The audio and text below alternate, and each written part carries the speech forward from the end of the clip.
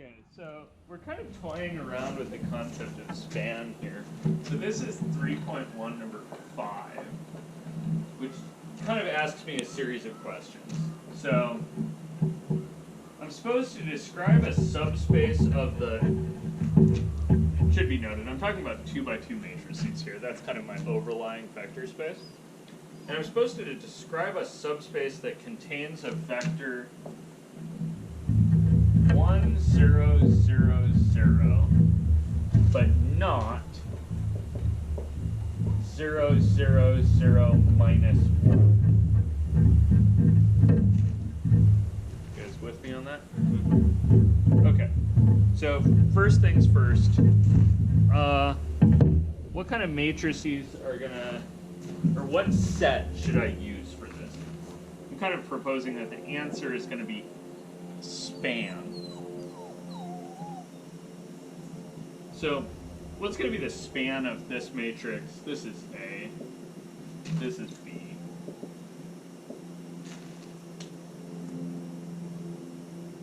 So, what subspace is going to contain matrices like A but not matrices like B?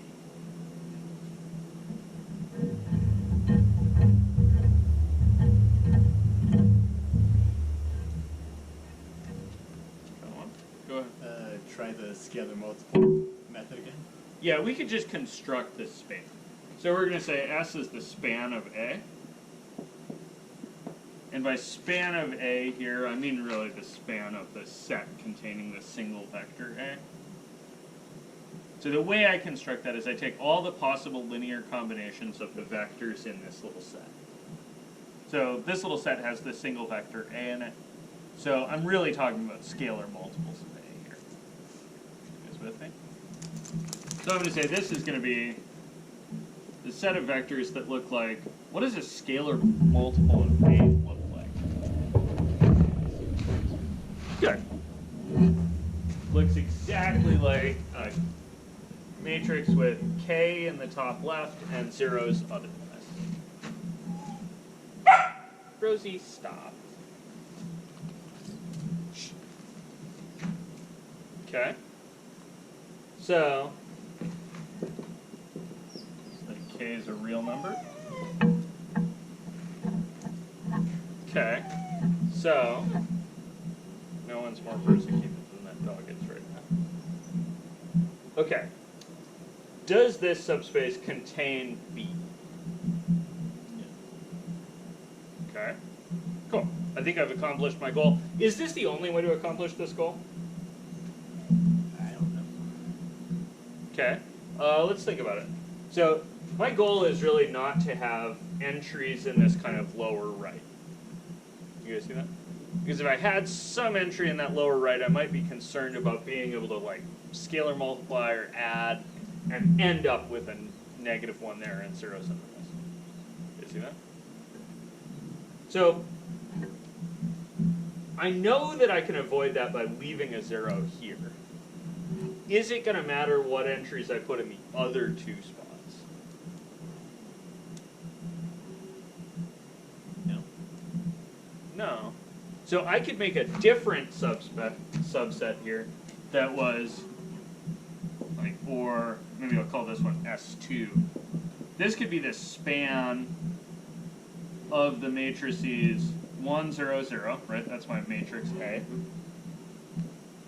0, 1, 0, 0, 0, 0, 1, 0. You see that? And if I think of linear combinations that look like this, it could be A times the first one, plus B times the second one, plus C times the third one. So these could look like what?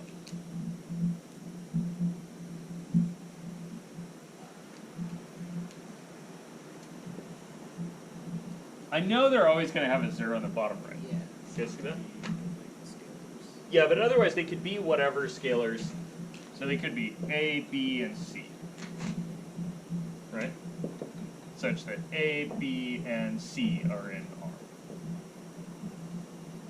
Which one of these 2 subspaces is smaller? First. Yeah, the first one's smaller than the second one. because everything in the first one is contained in the second one. You guys see that? Okay. I should also probably say that everything in the first one is contained in the second one, but there are matrices in the second one that aren't contained in the first one, because otherwise they would be the same size. You guys see that? In this case, S is strictly smaller than S2. They didn't ask me for the smallest one, so either of these would be a fine example. You see that? Notice this is not the only way to avoid matrices like B. You could do something else. You could require that both these two right-hand terms, right, the second column, you could require that that be B and B. Right? Because then if this is -1, then that one will also be -1, and we couldn't get -1 and 0. You guys see that? So we could also span, instead of this matrix in the middle, we could do 0, 1, 0, 1. And that would also be a subset satisfying, or a subspace satisfying this. Is that making sense? Okay. Part. What's that? Now that I know what a subspace is, this seems so much simpler. Yeah, it's not super duper hard, but not without knowing what a subspace is, it's complicated. And without knowing what a span is, it gets real weird, right? Span's like the easy way. It's like the kind of cheater trick for making a subspace. So, on B here, they're saying if a subspace of M does contain A and B, must it contain the identity? See that? So, suppose a subspace has A and B in it. Does it contain the identity matrix?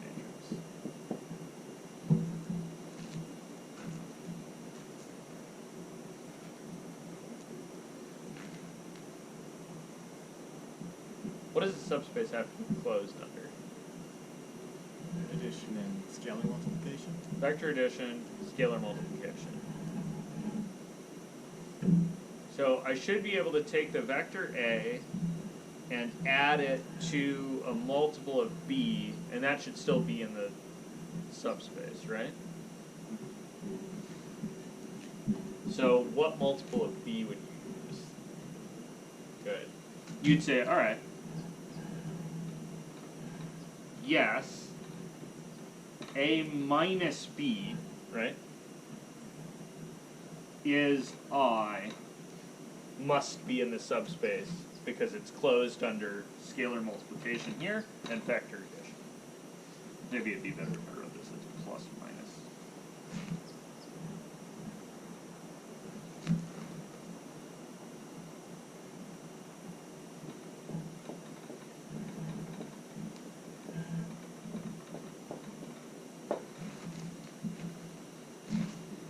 Okay. Now, part C, describe a subspace of M that contains no non-zero diagonal matrices. The hell?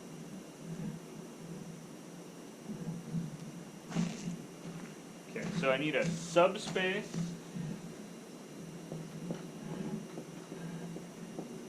of M 2 by 2 with no non-zero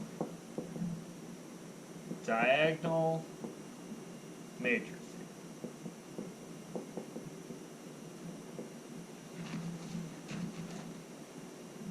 Huh? Okay, first, what am I trying to avoid here? Because this like double negative shit is a little wacky, right? Okay, so what is a non-zero diagonal matrix look like?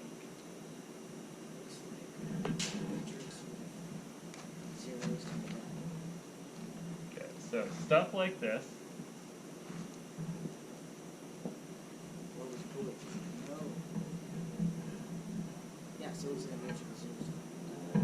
So a non-zero diagonal matrix. So non-zero meaning that not all of the entries are 0. You guys see that? So the non-zero part of this means that it's not literally the 0 matrix. Oh, that's much simpler.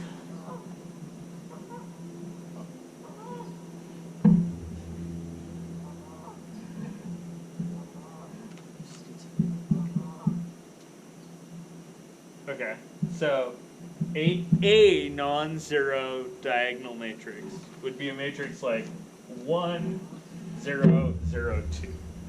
This is a non-zero diagonal matrix. You guys see that?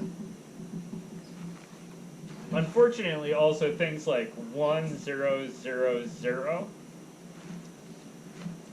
are non-zero diagonal matrices. So I need to avoid things like this. I need to avoid things like that. I also need to avoid things like my matrix B, right? That's also a diagonal matrix where not all the entries are 0. So I'm allowed to have 2 numbers here, right? Only one of them has to be non-zero for it to be a non-zero diagonal matrix. And now I'm trying to... What the fuck? I need to avoid those. So the reason that they put non-zero in here is that in order for something to be a subspace, what is the first thing you check?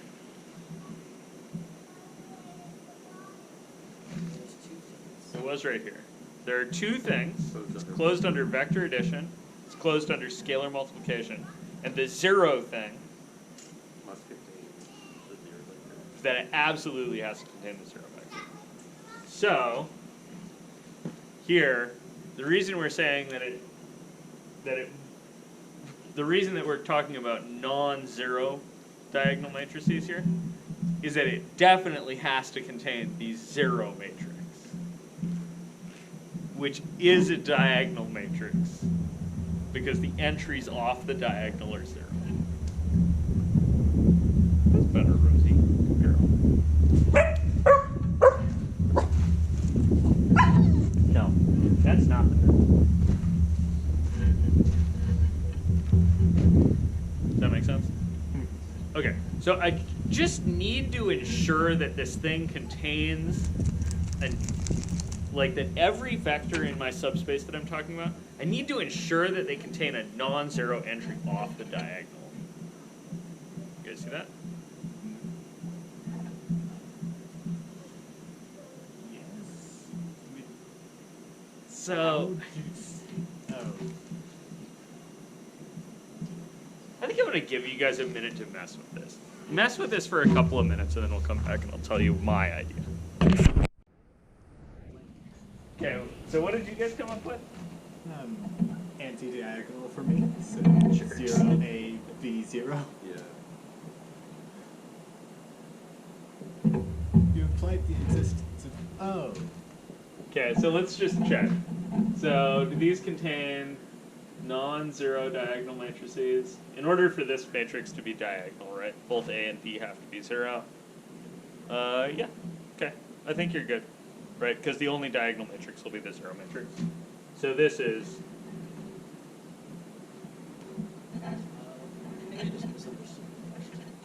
So this is one option. So I'm going to call this one SL for S Leo. Maybe call this one for I'll call this one SL hat for a modification of Leo's. We could say take both entries and make them the same. Hey, the camera got, Shiggle. Sorry, rogue dog. Okay, so we could put both anti-diagonal matrices or anti-diagonal entries exactly the same. That'd do it. Another way we could do this and avoid the anti-diagonal matrices would be the set that I'm going to call U. that this is the 0. I'm going to do this. So matrices that are upper triangular with all three entries the same. Wait a minute, there's still a Isn't that a non? zero diagonal? Because they're Oh, so this is non-zero is a modifier of the phrase diagonal matrices. Diagonal matrices are those matrices. The set of diagonal matrices is this set.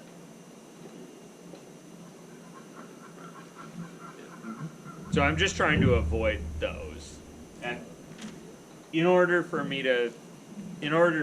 this U set to overlap with these, I guess we could call this D, right? So this is D is the subspace. I guess I'm claiming that all of these things are subspaces. You guys see that? Are they? Yeah, I'd kind of need to check that they're closed under addition and scalar multiplication. Because of the number of zeros in these, and you could check that relatively quickly for these. Another way you could check this is you could just notice that these are all built as the spans of something. This is built as the span of, so Leo's original example is built as the span of 0, 1, 0, 0, and 0, 0, 1, 0. Right, those are kind of the, like, building blocks. Dare I say, basis elements? Teaser for later. These are the things, right, that make this space. In the same way that I, J, and K make three-dimensional space, or that I and J as vectors make two-dimensional space, this is me just saying, okay, what are the building blocks for this? That's these two things. The building blocks for this guy are just the single matrix 0, 1, 1, 0. And the building blocks for mine, you guys see mine? would it be 1, 1, 0, 1? Perfect. And notice I'm putting a lot of ones and zeros in my kind of building blocks. That's not necessarily true. You could just as easily say that this is the span of 2, 2, 0, 2. But then, That would be just as correct. yeah, but wouldn't scalar multiplication for a certain thing be kind of fun? So if you wanted to say Yeah, 13? if I want to have scalar multiplication work as easy as possible for me, right, I'm going to fill it with ones and zeros. If you want to make it hard on your friends, you fill it with 7s and 12/5, right? Yeah, there's some more primes in there, yeah. So does this make sense for number 5?